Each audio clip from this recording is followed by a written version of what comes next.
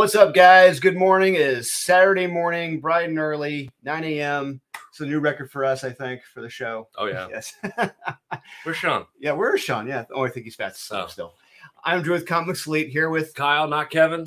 So we have with us today one of the 1980s indie black and white comic book godfathers, if you will. That this company includes Eastman and Laird, Matt Wagner, Steve Rude, James Abar, Mike Barron, Ben Edlund, Dave Sims. And if I left out a name, I apologize. But this man has written for Marvel Comics, including Doctor Strange and Carnage, DC Comics, Image Comics at Top Cast Studios, as well as Chaos Comics with Lady Death and Purgatory. He's also written screenplays, songs, and children's books such as Go to Sleep, Little Creep. He's also produced branded content in the financial and healthcare markets such as Citibank and JP Morgan. He's done a few things. A Renaissance man. Yeah. He's a husband and a father, the one, the only, David Quinn. Good morning. Good morning, sir. Legend. Yes. Glad to have you here. This is terrific. Thank you for being with us. And so let's jump right into this. Faust Love of the Damned Omnibus hardcover. This is insane. First, congratulations on the success of this. It hasn't even been 24 hours, and you're already well beyond funded. So I have to ask, did you think you would still be talking about Faust Love of the Damned in the year 2022?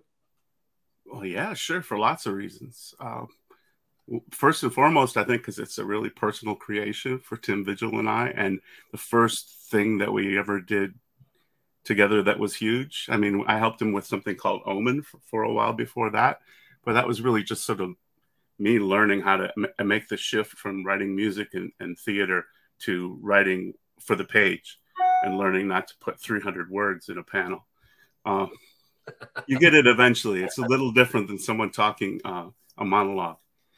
Yeah, a little bit. So there's the personal connection, and that's really primal. But then there's also the fact that whatever I try to do over the years, Faust remains something that people still relate to, and people are still surprised by, and still influenced by. And you know, people just sort of say like an artist I admire, Jim Rugg, said, you know, it just changed my idea of what comics could do. And you know, that sounds, you know, very basic, but it also sounds kind of grand and kind of important. So yeah, Faust was definitely one for the ages, and a little piece of a particular time and place, like late 80s, early 90s, indie comics and underground horror, something that sort of picked up on following, you know, maybe Alan Moore, Frank Miller, and Clive Barker, and took it somewhere new. And, you know, we've had a lot of success with it over the years. And there have been some years where it's been very lucrative, especially in the early 90s. And other years when we really did it just purely for the fans and broke even on Act 14 and 15, to be honest. But here, obviously, this, we knew if we finally give people what they want, the hardcover, then they're going to pick it up. And there's going to be a hardcore, I guessed 500. And look where we are now, less than 24 hours into the Kickstarter, 501 backers. And we offered more than that because there was a little bit of very loud, just from a few people, but just a little bit of very loud fear of missing out in social media. Like, I'm not going to get mine. So we said, well, we could always do 777 copies just to pick a number out of thin air. Some people know what I'm talking about. So we're grateful and we're humbled by the response. And, you know, we were confident that we could fund, but funding in 20 minutes was like, whoa, you guys really showed us you're still with us. And I said to my wife, Diane, I said, you know, I'm not going to be a crybaby about rejection because that's what you're in for. If you're in an artistic business, you're constantly putting yourself up for rejection from other collaborators, from publishers, from distributors, from the person you meet and greet at a convention or a bookstore. And you say, what kind of book do you like? Would you like to check out my children's book about putting the baby monsters to sleep? And Where's the bathroom? So, you get humbled by your rejection. So on a day when you don't face rejection, when you actually face a pat on the back, says, we're with you. Here's $76,000 to do your project. I'm humbled and grateful. And I know Vigil feels the same way. So thank you. That's terrific. Yeah. And thank you. Like I said beforehand, I was backer, I think number 35. I was 157. Okay. A little late, but still got in there. Well, there's still a couple hundred copies left. Yes. Yeah. I think 200 and 275 left. Yeah. Like you said, it hasn't even been 24 hours. That is remarkable. That is. So you went to Amherst College, and that's when you started writing, correct? That's right. I had punk rock bands. We're talking late 70s, early 80s, 1978 to 82. I was in Amherst. I had a stint I did up at the National Theater Institute as a playwright. And I really worked my ass off on learning to write while also having a lot of fun being a part-time rock star. And so after that, I went to New York, and I had a rock band that within months was playing at clubs like, Mud Club, CBGB's, Danceteria, Ritz, Palladium. These are all the historic places you hear about from the 80s, right? But there's a reason. It was a special time for indie music in New York. And the scene was a little younger, and the scene was very indie, and the scene was still like trying to find a new way to do music immediately after the punk explosion. Like the punk and the DIY attitude of punk was still in place, but people were crossing it over with lots of other stuff. Like you remember the early days of Run DMC and The Clash and Beastie Boys, and they were like trying to find all different things to do with kind of an aggressive, upbeat, jump up and down dance pop. So that was what I was doing. But we really, honestly, we plateaued. I mean, we could still brag that we were the opening band for some of the biggest acts of the time, but that's what we were. We were the opening band, and Billy Idol's huge bus would pull in, and then our little van would pull in behind it. So that's where I was in that business, able to be a professional, able to apply my craft and do my dance, and still not able to ever imagine it was something that was going to support me and my family and all that. So then I had to find other things to do, and that put me into those corporate clients for writing, theater writing. And then someone who knew my theater writing introduced me to an artist named Tim Vigil, and we talked about comic books, which I'd always loved. So I'm very curious, what instrument did you play when you're in the band? I was the singer, and I also added keyboards because I was writing songs with the guitar player.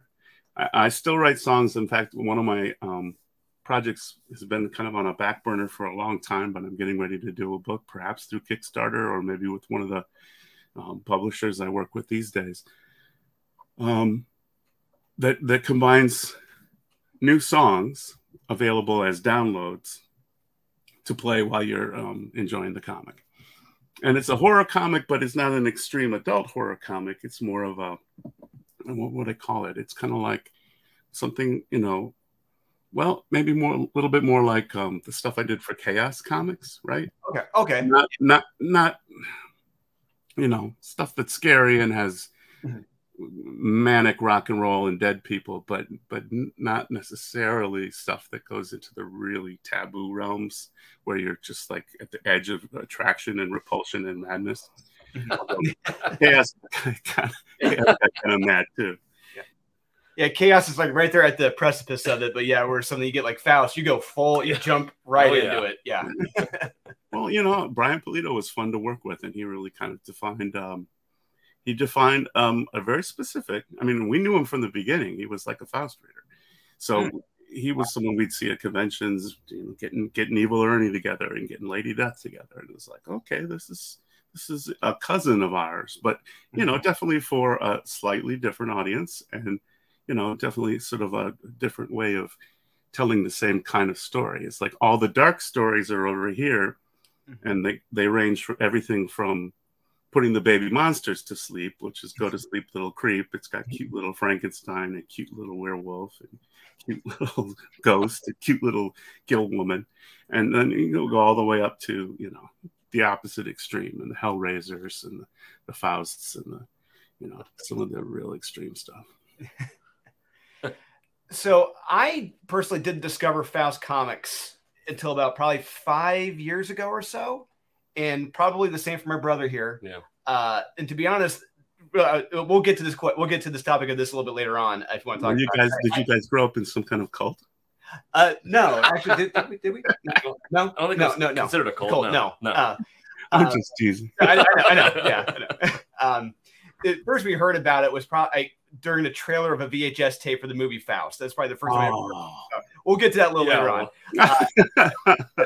Clearly, the movie, I mean, the comic in itself is very over the top, very punk rock in regards to other published work at the time, even today. Was that your goal from the get-go, or did it just become that through the creative process? Oh, that's a good question. I think it became that from Tim and I pushing each other on. Because, I read X-Men maybe 10 years before I wrote Faust. And they had this, people are talking about how Wolverine's this badass and he's really crazy and you don't know what the hell he's going to do. And I always thought, really? You kind of know what he's going to do. If they want to sell the Underoos and the cereal and the cartoon, they kind of, I know, you're going to be able to guess what he's going to do. So we really explored madness with hallucination and real craziness. And okay, you say someone's an unpredictable, wild child anti-hero. Well, we wanted to really show you that. And Tim had a reputation after Grips for being able to handle the violent content with sort of a, operatic and extremist and super detailed psychedelic kind of madness. And I was very into that from my theater writing, where so much of the theater I was interested in, both as an audience member and as someone who created plays for off Broadway here in New York. So much of my interest in theater was from, madness and altered perception and what is reality and what is a dream. So, I mean, especially the first 5 issues of Faust really go deeply into that. And I remember vividly, there's lots of things from the 80s I don't remember, but I remember vividly late 80s moments of writing some of those scenes just to send off all excited to Tim and see what he thought and how he wanted to, make that world 3-dimensional in his drawings and what we could do to change it and make it even better. So we're definitely pushing each other. I mean, I pushed him to do things he wasn't going to do by himself, and it's definitely the same with me.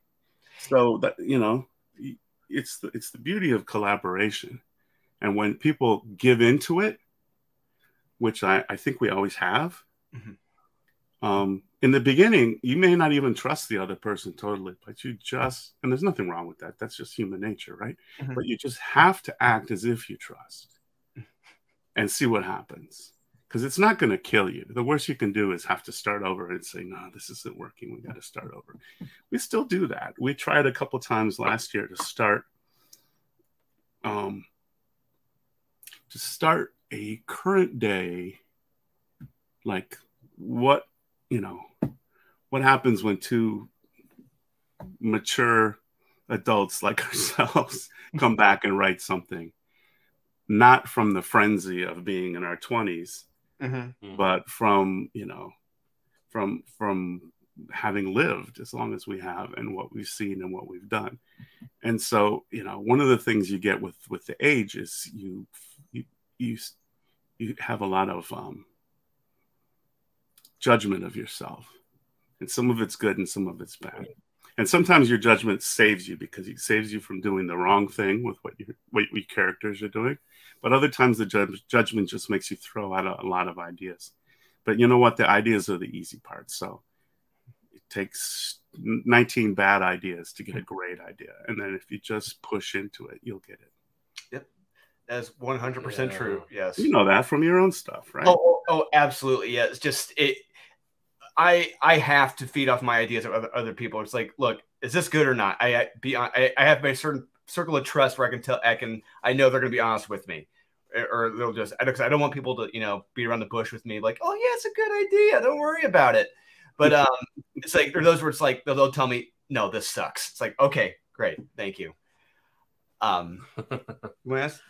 Yeah, so you brought up your inspirations earlier, Alan, Frank Miller, and Clive Barker, and were there any others as far as where you wanted to take the series? Who else you were kind of looking up to in the 80s, or anybody else for Faust, aside from the name Faust itself, obviously? Yeah. I had besides going to Amherst, I also did some writing classes in the MFA program of City University. And at that time, I was really hugely into John Milton. Okay. So I guess all those hell stories have been with me forever. And some of the very primal monster stories have been with me forever. Those stories are all about what it means to be human. Yeah. And Clive Barker continued that in a very popular way at the right time for me as a young man. I also have that punk attitude, that ethos of do-it-yourself, DIY. That's always a part of everything. And then I also have a love of kind of quirky, weird comics. I was lucky enough to be a child discovering, taking my 25 cents to buy a newsstand comic at the time when that could get me something like Warlock by Starlin, or Tomb of Dracula by Wolfman and Colin, or Howard the Duck by Steve Gerber and Colin and others, many others. And so, I mean, there was a kind of anything goes, get weird, I don't want to say political, get activist about some of those comics. Like, comics can be anything. You don't have to have a hero. Look, here's Dracula. He's the main character. Look, a talking duck, but it's for adults. But he looks like a kid book, but it's for adults. These all, transgressive ideas of blending out genres and stuff. So that was always part of it too. That's why sometimes we try to short circuit right to your emotions with songs that you might know. Something from Danzig or Peter Gabriel or Patti Smith or James Brown blasts out on the page. And some of my own songs are in there too. And you really, I don't know if everyone does this, but if I see verse or lyrics or sound effects, they're a direct touch to a different part of your brain than story. So I love that. Yeah, you're just gonna mention, if people are watching haven't read it yet, first issue, Pubba's got a brand new bag, and Are You Lonesome Tonight? Those are two songs that come right straight to mind. Yeah, thank you. Yeah, yep. I dreamed of doing that for years. That song, I heard that Papa's Got a Brand New Bag when I was like in kindergarten or first grade on AM radio back in Michigan where I grew up, and it was like, wow, listen to this space between beats and the space between horns, and that man, he sounds crazy. I love this. I'm gonna dance. No, it's interesting you bring up music. Sorry, I was going to jump in here real quick. I noticed Stephen King says a lot of the same stuff. Like, it's very mercurial, like the music he brings into a lot of his stories. And just to see both of you talk about, it's kind of like the same thing. Like, since, he claims he wants to be a musician sort of thing, and a lazy man's musician with the music background, it's like, I kind of feel like that's kind of interesting that both of you kind of feel the same way about that, and you try to incorporate it into your writing. It's very interesting. Well, it's part of our lives, I guess. Yeah. And playing with opposites is always got a dynamic, dramatic tension. So sometimes it might be, right on the money punctuation of a point, and other times it might be total irony. Elvis crooning is not the same thing as a miserable man hallucinating and chasing his psychiatrist who he thinks he loves. That's how we use it in our book. Are you lonesome tonight? Good point. You go ahead. Okay. So I love going through the issues and enjoying, you know, the small flubs or the mistakes in the issues, because it shows just how indie it is. And if you're making your own, I love how you made that into a compliment. No, it really, no, it's great, you know, because it's you're making your own comic, and trust me, I mean, for making Born of Blood, like the visual cover right there, it's not easy catching everything. You do the best you can, but there are just things you miss, and it's unfortunate. But and I can't begin to imagine putting it together in the 80s. I mean, what was that process like in the 80s compared to now? There's things that some people now study, like archaeologists, like Ed cartoonist kayfabe. They're looking at, what was this? What was that Zipatone? Or wait, no, that's something called duo shade. Draw on a paper that's been pre-treated to have textured graphics, but then you add a solution which makes them reveal, like when you put lemon juice. Right, what is that old thing where you write with lemon juice and then you make it visible? I'm not saying this well. This is coming out of the edit. I know exactly what you're talking about. Just as soon as you said invisible ink that you turn visible. Yeah. I mean, that was one thing. Hand lettering. Who does hand lettering anymore? A few guys do, but they do it like people do opera. You know what I mean? Yeah. You know, they do it like people do. It's beautiful calligraphy. Yes. Yeah, exactly. They do it like people do, like, we're going to play music on 15th century music on 15th century instruments in a restored 15th century chapel. You know, it's like we're there with people who want to do hand lettering now. So, I mean, we were working really, really basically pasting things ourselves. All the letters pages, I type them and print them out. I wasn't on a typewriter? No, actually, all the comics I ever wrote were on early word processing. So I got the first trade right here, and I did want to ask. I think because looking at it, looked like it looked like almost not necessarily like a typewriter, but like I don't know if you can see it, but like it was not necessarily a computer either, but maybe it was printed off from like a typewriter or computer and then pasted onto the page. I'm not sure. Yeah, that's the voice of Balfour, the journalist. So it's supposed to look like he typed it. Okay, there we go. Okay. So yeah, I mean, we were playing. I love that stuff, and they're, you know, comics have you can get creative with so many elements of the design of comics, even at the lo-fi, low tech, you know, cut and paste, like literally with paste, that we were working at, you know. And nowadays, you know, there's some pages behind me. That's the last page of Faust, Tim's art, and our page next to it. Those pages are not hand lettered. And in a way, I kind of miss that.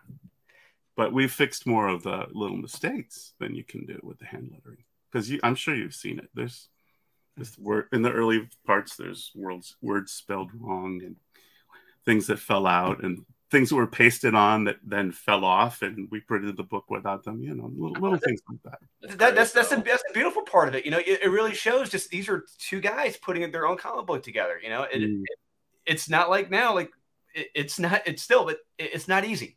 It's not easy. Well, you know, we tried to get the best scans of all the 496 pages that we could.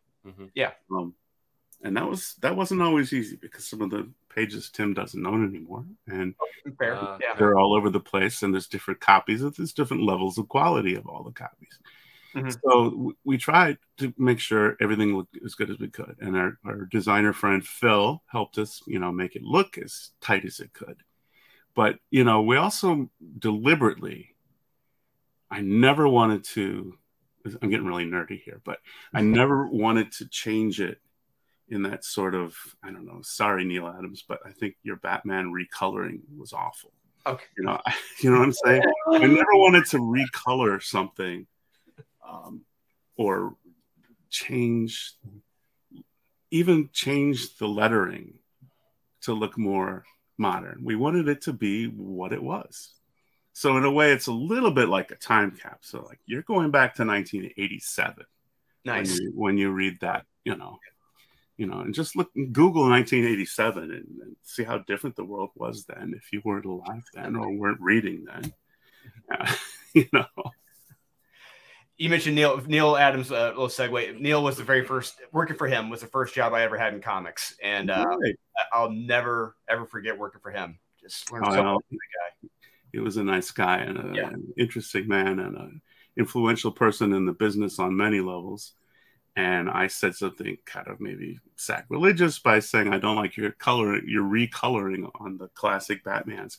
But those comics, which came out right before I started reading comics, when I came around to read comics, the things that came right before us were like holy grails that you had to search for at flea markets and comic book shop bins, looking for those early Swamp Things by Bernie Wrightson or Batmans by Neil Adams. You know what I'm saying?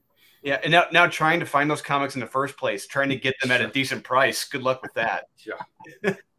Well, there's more and more places to get all that stuff than ever before, but it's expensive. Yes, because people realize how rare it is. I mean, I have a lot of friends from, 35 years of being in the comics business.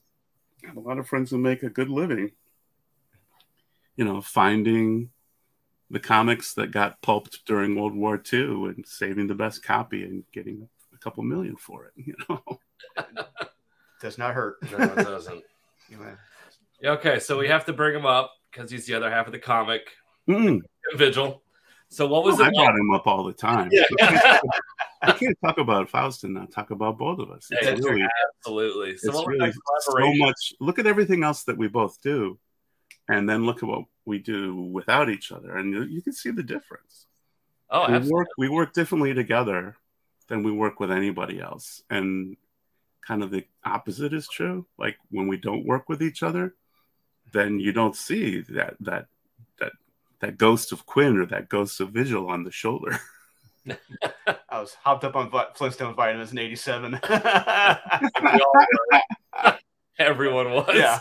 You're a kid. The North Star material. Love it. The old North Star material was awesome. Absolutely. Love that. Agreed. And that's how that's how, like, when this guy who knew my playwriting said to me, I want you to meet this guy who's coming to my comic shop, Tim Vigil. Oh, I know him. It's like, that was damn interesting stuff. Vigil couldn't possibly know me. So I was just this cocky guy that acted like he knew what story was. But, I knew him. And so I could play right to that, right? I wasn't going to give him, I don't know. I wasn't going to give him a book about two people in a coffee shop unless the coffee shop was full of hallucinations. Yes. There we go. Yes, absolutely. Yeah. So otherwise it's an X-Men comic now. Yeah. So how has your relationship grown over the years? I think there's a lot of basic trust there, even though we're kind of different in the way we live and some of our beliefs and some of what we really are interested in. There's also some basic trust and some basic common ground that we really appreciate.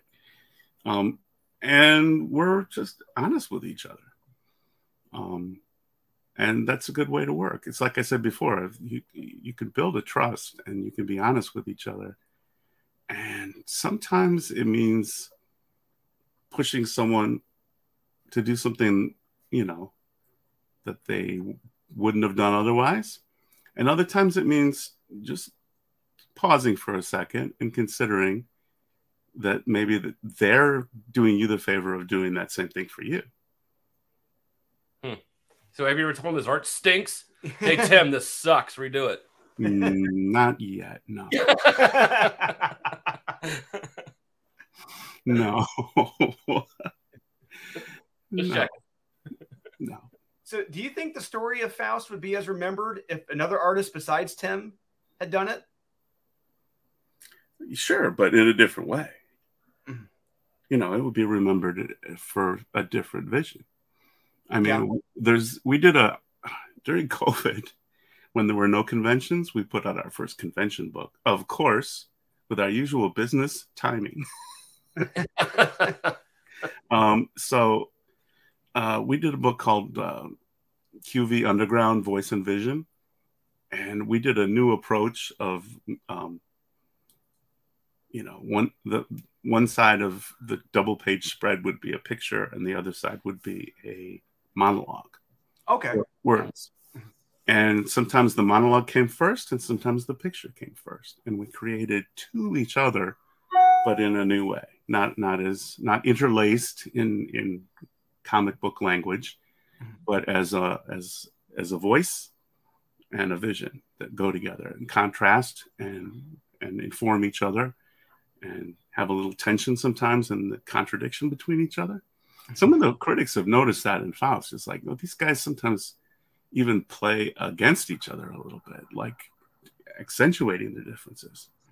But anyway, your question was, would the story still work? Yes, because the story is based on primal stuff that always works. And a lot of people have told a story about someone who loses themselves, or in this case, gives himself to some kind of devil, and makes a bad bargain, and then tries to reclaim their own independence, whatever it takes. And that's an old story. So yeah, the story would be there, and this version has been filtered through my life and my perspective and my dreams, and the same of my collaborator. So, but if I'd done it with Kyle Holtz, it would still, that's obviously a dark and twisted book, right? It will be different. You know, if I'd done it with Jim O'Barr, it would be okay. There's angst and pain there, and yes, but it's different. It would be different. So, we got here for Captain Ramus. Congratulations, David. Just pledged. Your books are a welcome change and adventure. Awesome. I love it. Yeah, I see we're up to 506. We were at 500 this morning. Yeah, we were. Yeah, we just got a few more since we began live. Thank you. So you want to ask that? Yeah, so I've heard rumors and these stories about police departments shutting down comic book stores that were selling Faust in the 90s. Did you hear about that? Is that true? There's an old hard copy video that you see every once in a while where we were on a list of the comics that they were making. It was all a little bit like Satanic Panic, Yes, it was all a little bit like that, or the way that now they might be blaming, whoever they're blaming for the problems of society. Immigrants are always good. Let's go back to that. Never mind that we're all immigrants, right? But so you know what I mean. It's like someone has to be to blame. And the Wortham stuff, and so in the 80s it was like, violent video games and violent comic books and comic books with titties. That's why the kids can't read and are doing crime and drugs. Well, I guess they have something else now. Comics are now so marginal as reading material and so mainstream as movie and TV material that they aren't really a scapegoat right now. But we'll see what we can do for that if we get our animated series. That's gonna be. I got a few. I got questions about that a little later on. Okay.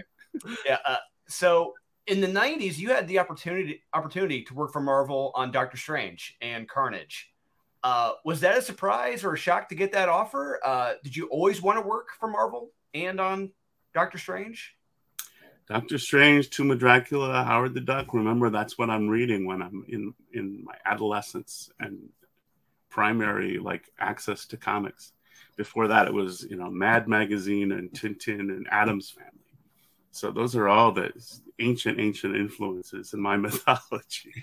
So yeah, of course. And in the 90s, the 90s was a time when there was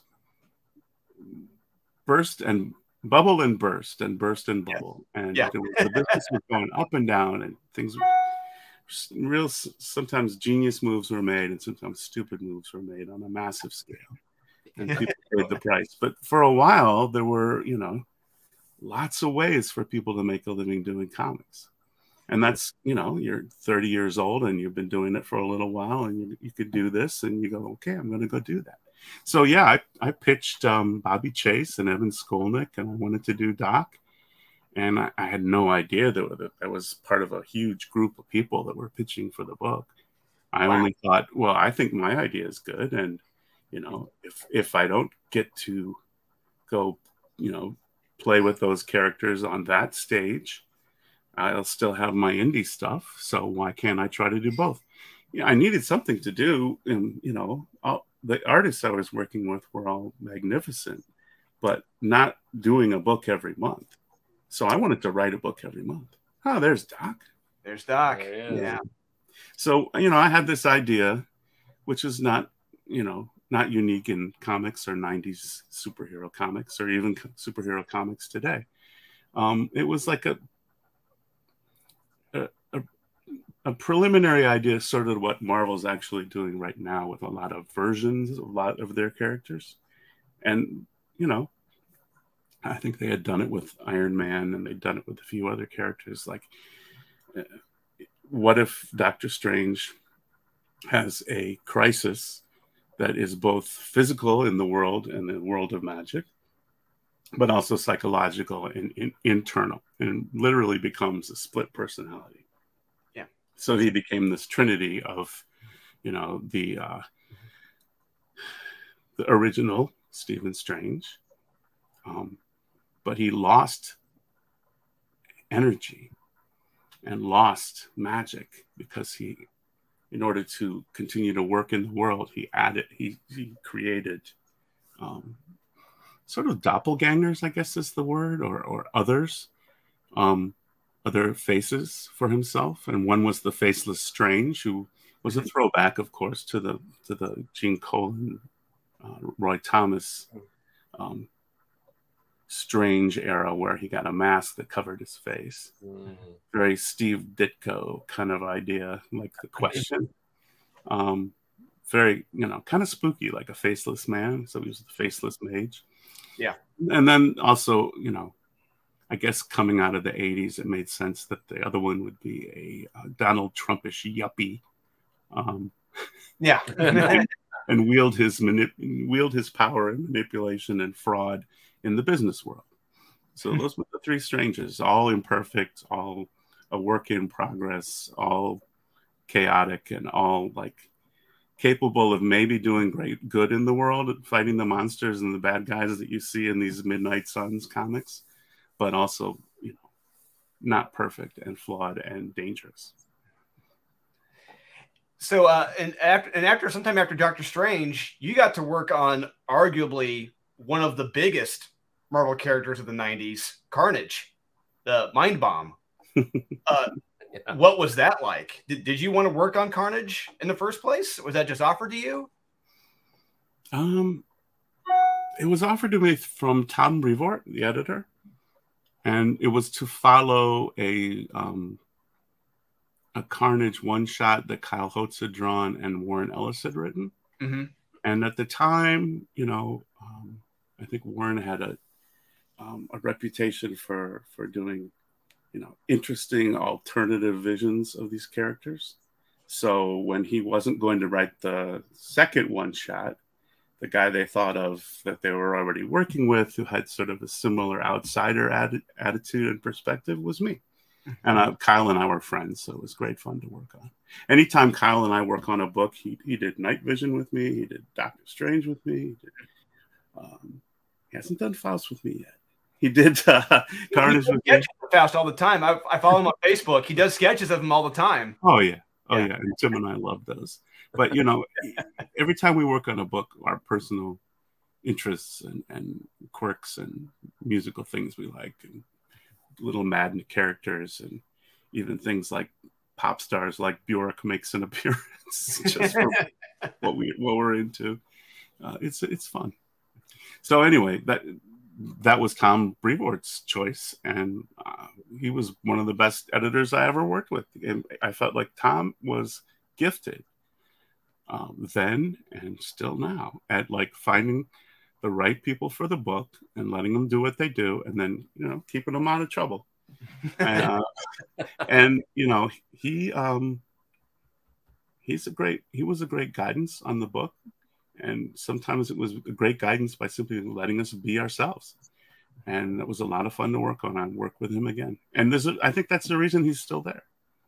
Like he, you know, gets along with everybody, does a good job, has an encyclopedic knowledge of golden, silver age, bronze age, you name it, you know, big two comics. And, you know, puts out product that they know they can sell and feel good about. That's a good point. Is there a mainstream character you'd like to take a crack at still?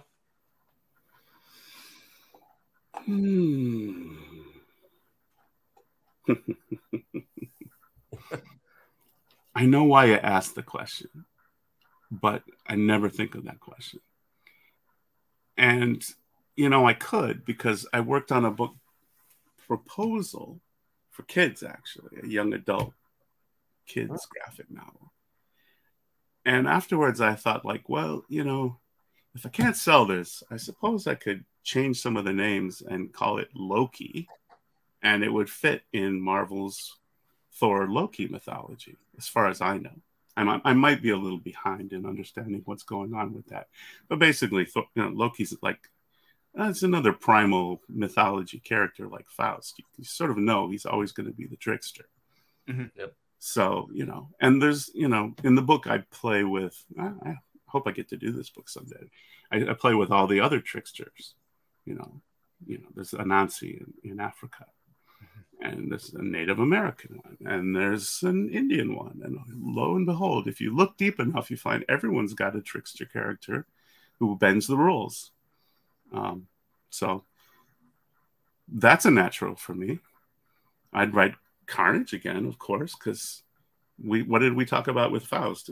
Part of the biggest inspiration of Faust was not only the deal with the devil idea and the violent opera idea, but also, you know, madness. See through the eyes of madness and maybe try to claw your way back to some kind of sanity, or at least clarity, or at least reclamation of your identity. So, I mean, something like that. I don't know. But, you know, I never think of that question. I guess it's pretty much because, you know, you mentioned some of the corporate clients I had in my life. The main reason I did that was because at the end of the 90s, where there had once been, you know, a decent living to be made for 100 comic book writers, I'd say it was down to about 12. Yeah. And I don't know if I was one of the most, like, popular 12. And I went up for a couple of jobs, like to be one of the writers for CrossGen. And I really didn't know if that was going to be the right fit for me. Like, how am I going to keep going on all my indie stuff, which Marvel and Image and Chaos and Top Cow, they all tolerate the fact that you do your own creator-owned indie stuff. But CrossGen probably wouldn't have. I would have had to take a sabbatical for a year, you know. But I was up for the gig, and it would have meant I could work full time for them in their freaky little compound. Yeah. And, you know, this is all weird footnotes for some people. I'm sorry. This is it's late 90s comics history. Yeah, we have some jobs like that were like, okay, make a deal with the devils. You know, one more chance to sell your soul to comics and see if it works. Or so familiar. Go write for Wall Street. So I went to write for Wall Street. That was my Faustian bargain. But then I retired in my that way. So wonderful. And once I retired, it was all creator-owned stuff. Nice. I came back out once for Vigil. Vigil asked me to help him work on a book. Some idiot in Florida, and you know, I'm sorry. I'm sorry. Edit that out. I'm not that much. So you got to work on children's book we brought up earlier. Go to Sleep, Little Creep. How did that come about? And was that something you always wanted to do? Work on a children's book? Absolutely. Where the Wild Things Are. Mm-hmm. Says it all for me. That book is, I consider that a great book for all ages. And Maurice Sendak would have said the same thing. He would, a little stubborn as writers can be, he would say, you know, that's there's no such thing as children's books or adult books. They're just books, you know. So in the store, they can't sell it unless they know what section to put it in. So that's why we have these sections. In the library, it helps to have these sections. You got to know where to look for what you're looking for. I know all that. But when I write for kids, I just write for people that are kids. It's just writing for people. And so, you know,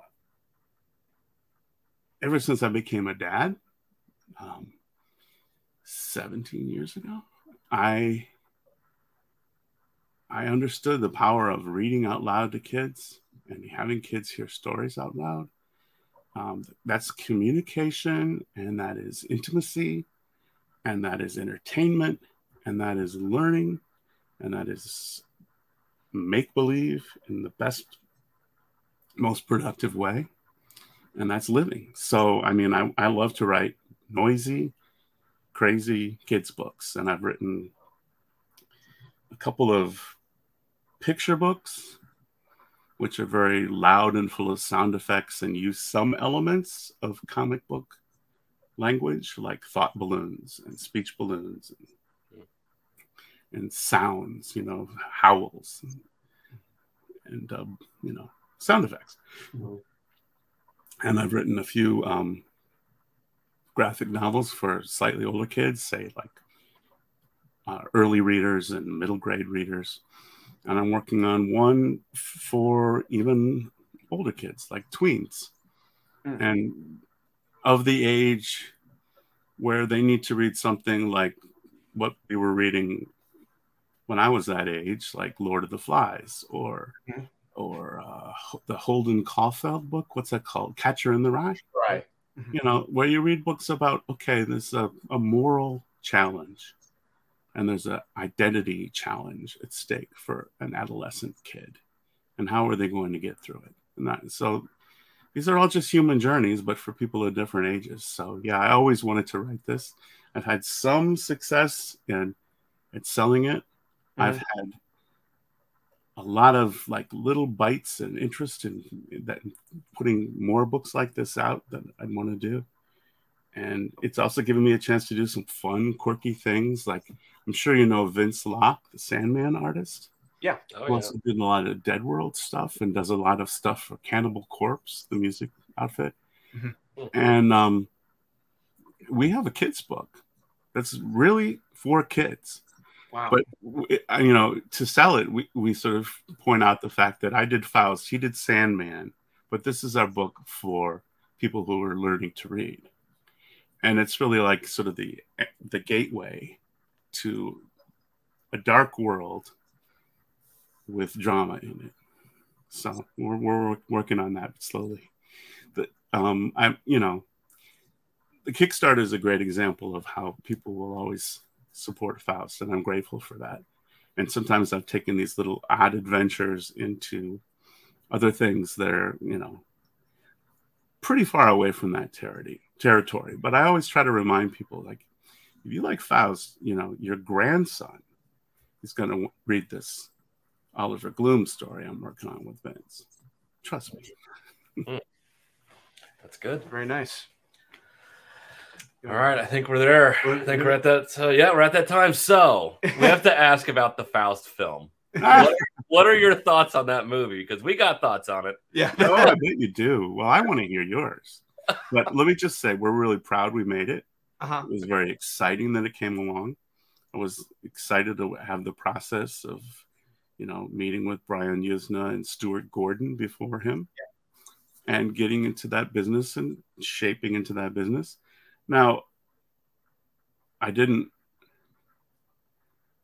love everything about the final product, but you know how many people get an option but can't get a film made? Yeah, so we had a chance to do that, and you know, so there's a lot of fun stuff about it.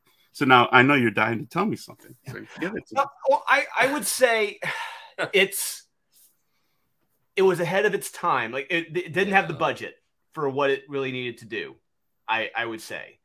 And you can't really get across what you want with a story like this unless you have, like, let's say, like if you're doing an animated series where your budget is pretty much limited to what your artist can do, you know. And that's where I think an animated series would be more beneficial for a story like this, because, you know, just go up the first few issues, what you see, it's like, we're gonna tighten I don't know if we got the budget for this. But yeah, I think that was the problem I saw with it. I'm like, they don't have enough money here for this, for what needs to come across. Yeah. Well, Brian Usna and Stuart Gordon before him, and I always mention both of them because we worked on 2 different versions of that film, but only Brian's got finished. Before that, Stuart Gordon also worked for a while with me on a script and on a production and putting the actors together, sort of building the whole package, but not making the film. Yeah. So, and it's all about the budget, you know. You put together a package, and that's how you eventually have funding to make the film. Most people have a pretty good idea of that now, although I still meet people who you know, it's just all alien to them. But whatever. You know, so we felt really respected by those guys, and we felt the story was respected. That doesn't mean that some things, you know, didn't get changed or compromised along the way. Yeah. And that always happens. And as I think you mentioned, you can tell that the budget held back certain things that the imagination could imagine, but they couldn't be created with real practical effects of the time. Yes. It would all be different now, and we are working with a manager, Matt Pizzolo,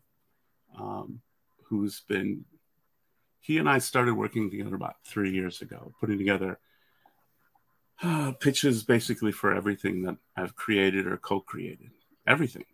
And so we've had the closest thing that's come to getting actually made so far has been the fact that Sony optioned a Faust animated series.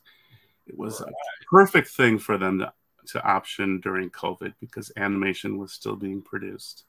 Mm-hmm. But at the level where they had to find a streamer to buy into it, mm-hmm. No one signed in the end. So, I mean, that production will be taken back out because what else can you do? We don't give up. So there could be another film. There could be another animated, because I'm excited about the opportunities of animation, as you yourself pointed out. And we're excited about working with Matt and his ideas and his respect for it. He was a Faust fan from long ago. He's become a friend. And since then, he's been working first with me and then with both me and Tim to help us, work in TV. And I'm working on a night vision pitch Bible as we speak. So that could happen too. I know Tim has ideas for Gothic Nights, so that could happen too. But now we're really getting into the realm of just talk, because it takes a lot of other people. You guys know from your own experience that you can create a comic with 2 or 3 people, or maybe even one, mm-hmm. But, if you want to get into making TV, then you have to have a little army. Yes. So at this point, it's like we're the idea guys, and we have the army, and we have some good ideas, but we don't have everyone lined up and all ready and the budget already. So nothing is filming now. Okay. But everything is being worked on towards, commercializing it and finding the right partners to do it. People were very excited about the Faust animation.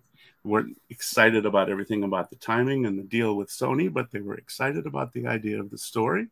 Mm-hmm. And the way Matt pitched the madness of the story, and the way he pitched the timeliness of the story, because he understands it's a book that's not only part of comics, horror indie comics history, mm-hmm. but and I don't mean to sound pretentious, but that's just kind of like where you throw it right now. Some of that old stuff that's still in print, mm-hmm. But it's also, there's something about it I think that's always going to be timely, because people struggle with these same problems as poor mad John Jaspers, who sold his soul to a devil. Mm-hmm. So yeah, That's a lot of talk about movies, which is also just full of a lot of talk. But it's exciting, and I like working on it. You know, I've learned things about the Night Vision book lately working on this pitch Bible. I can't wait to show people things I didn't even know about the story when Hannibal King and I were putting it out. And we've done, how many? We've got, this is a trade of everything except one of the stories, and it's a lot, but there's a lot more. What you discover when you have to work on TV is if you ever get into the room with that right vice president who can make your show. Yes. And they like the first season. And so they're going to say, well, what else you got? Tell me about seasons 2, 3, 4, and 5. You have to know where it goes. And this, you know, you discover, if you let yourself give into your creativity, you discover, oh yeah, it could go all sorts of other places. There's stuff in the middle I didn't understand that's full of intrigue and conflict. And you know, there's stuff all the way at the end that's still full of surprise. So how great. It's awesome. Well, first, let's get back to the Kickstarter campaign, because we just got another backer. We're at just crossed 77,000. Thank you. I want to say thank you for this, because it hasn't been cheap collecting these issues and trades. So I'm going to say, because I know for a fact I've spent at least $500 trying to collect all the issues and trades, and I now officially have the whole run. So, which is great. It was not cheap. But with all that being said, what are your thoughts on the secondary market when it comes to the sales and collectability of Faust? Well, it's got to be flattering if someone's willing to sell a Faust Act 15 for $400. Yeah. So there's a flattering value attached to something you created, and that's unmistakable. But at the same time, you'd want it to be more democratic and available to everybody. So that's really what we're trying to do. And one thing I didn't say a lot at the beginning of the Kickstarter, because I was told by people who, quote unquote, know the business, was don't advertise too much that you want to do other editions, because there might be some people that just might sleep on it and wait. And, if they're going to be able to get, say this book is going to come out in, maybe 6 months, hopefully sooner, but you know what the delays are like in the world with printing and shipping. Yeah. Oh yeah. Yep. So say this book maybe comes out in 6 months. 6 months after that, what would be great? Well, a hardcover that's less limited, that more people can read at a lower price point, and it doesn't happen to be signed, and it doesn't have a unique cover. It has a cover that a lot of people get.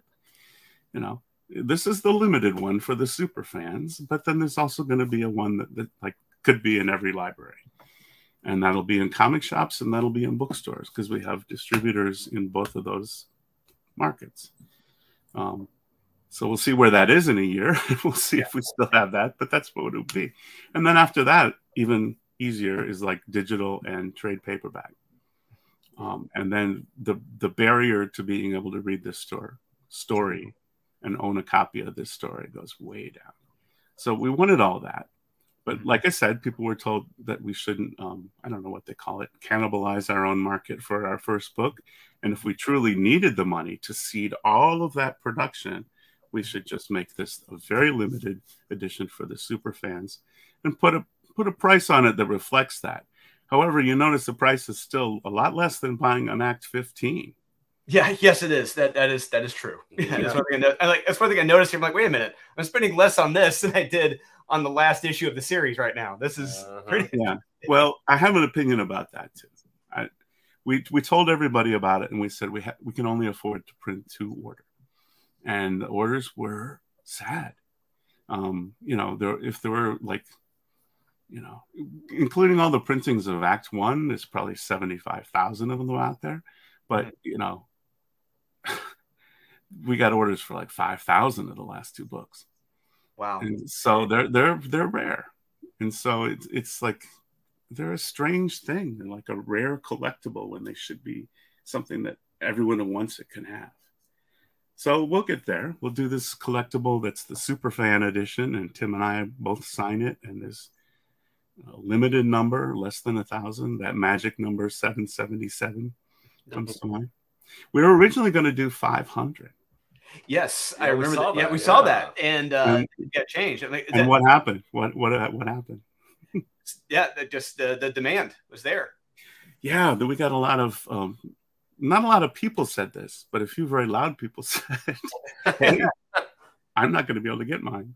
That's not enough. What about me?" So, we were like, okay, cool, okay. Sorry, And I honestly told one guy, I am humbled by your confidence in us, and we're going to raise the print run. And I talked to Tim, and we agreed, and we, settled on 777. And then Tim wanted to give something really special to people, so he said he would do sketches in 5 of the books. Yeah. And then those sold out in a second, so he said, 10. Yeah. So, I mean, we may even add other things. Now, we've got a couple hundred left to sell. Mm-hmm. We might as well sell all of them, right? Yeah. So we'll keep talking about it, and we'll see where we are January 13th, 14th, when this closes.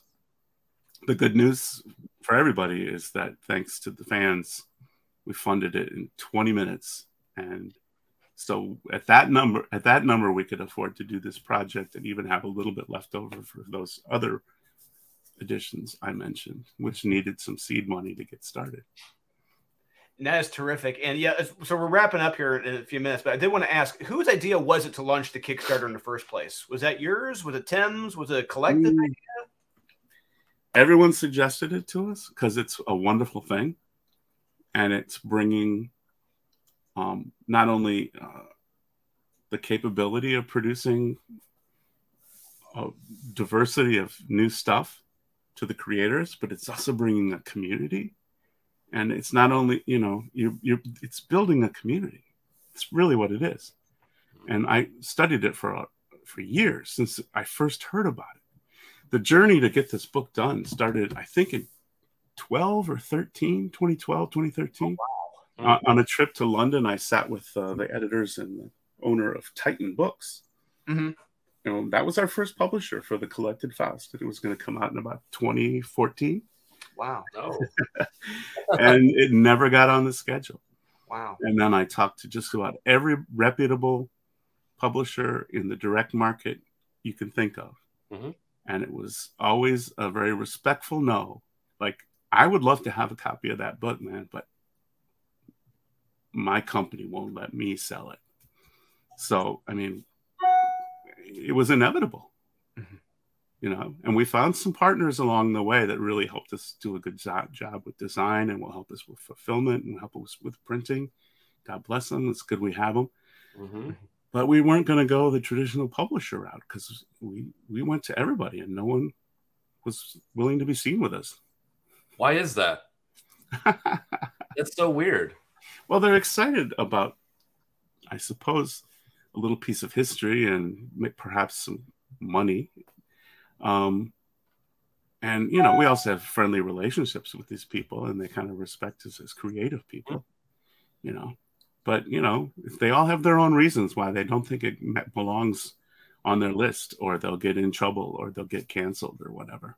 I mean, people who would actually take the time to read the book and study all its dimensions, mm-hmm. they would not do the quote unquote cliche cancel thing on it because it's just there's too much gray area in it. It's not just simply, any one thing like, oh, it's not just about the nudity, or it's not just about the violence. It's about so many different things. Mm-hmm. So, I mean, it's a gray area. It's an adult book. Yes, very much so. Yeah, anyone thinking this is not a traditional superhero story. There's far from. Well, I don't know. That's a long-winded, sort of history of this book. But it's at the same time I was taking it to every single publisher and hearing, man, I'd love to be a part of that, but no thanks. Wow.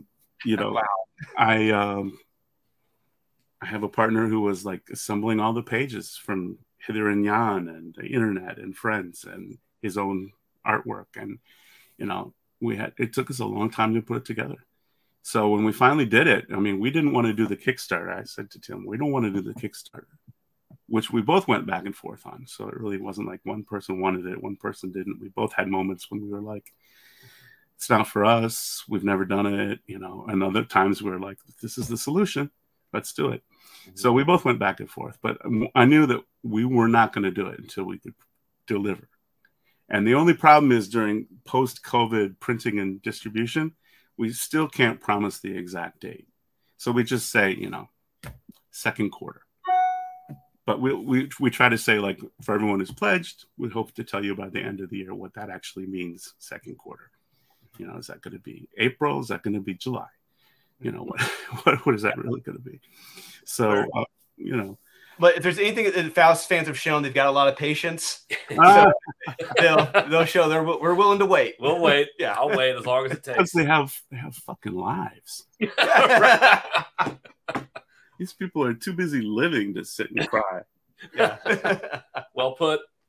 Oh, we got another backer up to 508. Yeah, 77.2. Very nice. So on behalf of Kyle, Sean, owner of Comics Late, can't be here right now, but I want to say thank you for doing this chit chat with us because we've had a blast. Absolutely. Hey, time flew by, guys. I enjoyed it, and I love talking about this, and I hope I was coherent. Yeah, so we'll give you the final word. Is there anything that you want to share that you want the viewers to know? Reality is up for grabs. Yeah, it's very much we learned in Faust. Yes, reality is very much up for grabs. Yeah. Thanks to everyone who's backed this. Thanks to you guys for talking about it. If you really want to make this a celebration, tell some of your friends there's a couple hundred copies left to score. Yeah, and that's no exaggeration. There are literally a couple hundred left. Yeah. Not many. Yeah, 284 left. Yeah. So, thank you everyone for tuning in. We appreciate it. David Quinn appreciates it. So, as we often say here, as we close our videos, please buy what you like. Collect what you want. Don't listen to the haters. And we will see you guys again next time. Well done.